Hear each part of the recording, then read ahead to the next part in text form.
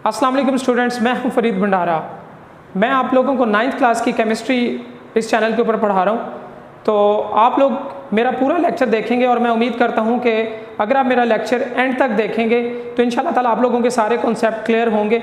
और मैं आज आप लोगों को पढ़ाने जा रहा हूं केमिस्ट्री की ब्रांचेस ऑफ केमिस्ट्री। और ब्रांचेस ऑफ केमिस्ट्री की हम बात करते हैं तो सबसे पहले जो है फिज़िकल केमिस्ट्री है।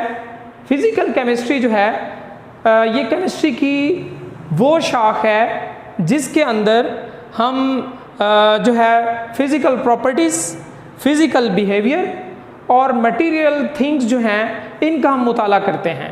दो चीज़ें स्टूडेंट्स आप लोगों ने माइंड में रखनी होंगी, एक फिज़िकल प्रॉपर्टीज़ माइंड में रखनी है, दूसरा फिज़िकल बिहेवियर माइंड में रखना है। ये किस चीज़ का फिज़िकल प्रॉपर्टीज़ और फिज़िकल बिहेवियर जो होगा ये किस चीज़ का है, ये मटेरियल थिंग्स का है। ठीक है, तो केमिस्ट्री की इस ब्रांच के अंदर जो है हम लोग कौन सी चीज़ों को कवर्स करते हैं, तो केमिस्ट्री की इस ब्रांच के अंदर आप लोग कवर करते हैं स्ट्रक्चर ऑफ एटम्स को। और स्ट्रक्चर ऑफ एटम जो होता है ये जो है एटम की स्ट्रक्चर की हम इसमें बात करते हैं। स्ट्रक्चर ऑफ एटम में जो है जैसे एटम का एक न्यूक्लियस है, उसके बाहर शेल्स हैं, न्यूक्लियस के अंदर जो है प्रोटॉन और न्यूट्रॉन है, शेल्स के बाहर जो है इलेक्ट्रॉन है, और बाकी वो सारा आप लोग आगे केमिस्ट्री के नेक्स्ट चैप्टर्स में आप लोग पढ़ सकते हो। उसके बाद है फॉर्मेशन ऑफ मॉलिक्यूल्स है। मॉलिक्यूल्स का बनना, जैसे गैसेस जो होती हैं वो हमेशा मॉलिक्यूलर फॉर्म में जो है पाई जाती हैं। तो मॉलिक्यूल जो होता है, जैसे हाइड्रोजन जो है वो गैस है, अकेली नहीं रह सकती, मॉलिक्यूलर फॉर्म में होगी। तो मॉलिक्यूल की जो एग्जांपल्स हैं वो वहाँ पे मैं लिख देता हूँ, जैसे H2 है, उसके बाद O2 है। तो ये मॉलिक्यूल्स हैं। मॉलिक्यूल्स का बनना जो है इसको आप लोग स्टडी कर सकते हैं। उसके बाद है behaviour of gases, liquids and solids.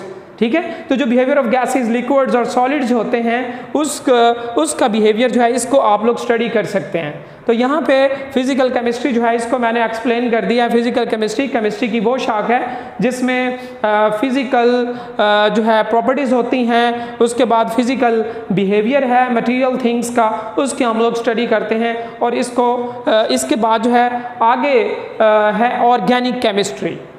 ठीक है, तो स्टूडेंट्स आपके लिए इंटरेस्टिंग बात यह है, मैं तो कहता हूं कि आप खुद को भी ऑर्गेनिक कर लें। खुद को ऑर्गेनिक करने का मतलब ये होगा कि आप जो है फास्ट फूड जो है, सॉफ्ट ड्रिंक्स जो हैं, इनको आप लोग अपनी लाइफ से रिमूव कर दें और अपने आप को आप जो है वो ऑर्गेनिक कर लें। तो ऐसे ही ऑर्गेनिक केमिस्ट्री है। Organic chemistry the branch of chemistry in which we study hydrocarbons and their derivatives. Chemistry की वो शाख जिसमें हाइड्रोकार्बन्स और उनके माखूज मुरक्कबात, उनके डेरिवेटिव्स जो हैं उनकी स्टडी की जाती है। हाइड्रोकार्बन जो होता है ये कार्बन और हाइड्रोजन के कंपाउंड्स होते हैं, और डेरिवेटिव्स जो होते हैं कि जो कार्बन और हाइड्रोजन के कंपाउंड्स बनते हैं उनसे आगे जो है नए कंपाउंड्स बनाए जाते हैं, इसको हम उनके डेरिवेटिव्स कहते हैं। तो ये ब्रांच ऑफ केमिस्ट्री जो है ये जो है इसकी इम्पोर्टेंस या ये कौन सी फील्ड्स को कवर करती है, ये पेट्रोलियम को कवर करती है। पेट्रोलियम में क्या होता है, यहाँ पे क्रूड ऑयल होता है, कोल है, और उसके बाद नेचुरल गैस है। पेट्रोलियम में क्रूड ऑयल, कोल, कोयला, और उसके बाद नेचुरल गैस, कुदरती गैस जो घरों में भी हम उसको इस्तेमाल करते हैं। उसके बाद जो है पेट्रोकेमिकल्स हैं। पेट्रोकेमिकल्स में पेट्रोल आ जाते हैं। उसके बाद नेचुरल गैस आ जाती है जिसको हम सुई गैस भी कहते हैं। ठीक है, उसके बाद जो है फार्मास्यूटिकल इंडस्ट्रीज आ जाती हैं। तो इंडस्ट्री हम किसी भी फैक्ट्री या कारखाने को कहते हैं, और इसमें हम लोग जो है फार्मास्यूटिकल जो होता है इसको हम यूज़ करके जो है किसी भी डिजीज़ को डायग्नोज कर सकते हैं और उसका हम ट्रीटमेंट दे सकते हैं। तो ये हमारी केमिस्ट्री की जो ब्रांच है ऑर्गेनिक केमिस्ट्री की वो शाख है जिसमें हाइड्रोकार्बन्स और उनके डेरिवेटिव्स का स्टडी की जाती है। फिर ये इसकी जो इम्पोर्टेंस है वो भी मैंने बता दी है, इसको कहाँ आप यूज़ कर सकते हैं। तो नेक्स्ट जो है हम आते हैं इनऑर्गेनिक केमिस्ट्री। तो स्टूडेंट्स इनऑर्गेनिक केमिस्ट्री जो है इसमें और ऑर्गेनिक केमिस्ट्री में थोड़ा सा डिफरेंस है। इनऑर्गेनिक केमिस्ट्री की आप लोग बात करते हो, ऑर्गेनिक केमिस्ट्री जो है ये स्टडी ऑफ हाइड्रोकार्बन्स होता है, और इनऑर्गेनिक केमिस्ट्री जो है इसमें all elements and their compounds, all elements and their compounds except of compounds of carbon and hydrogen, आप ये कह सकते हैं कि कार्बन और हाइड्रोजन जो है उनके कंपाउंड्स के अलावा बाकी इस यूनिवर्स में जितने भी एलिमेंट्स हैं उनकी आप स्टडी कर सकते हो।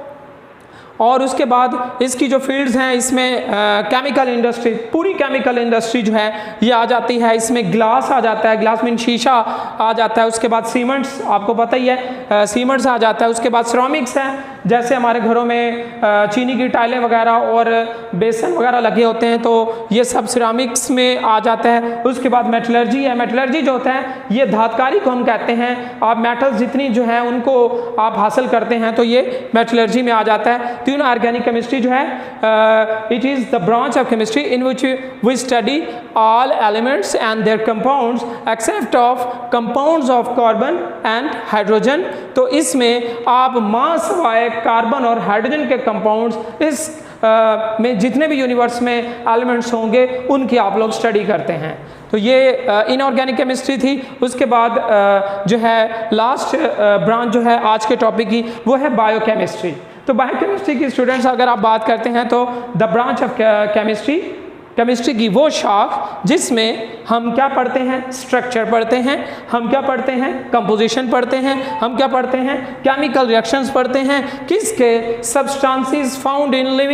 तो बायोकेमिस्ट्री जो है the branch of chemistry in which we deal the study of structure, composition, chemical reactions of substances found in living organism.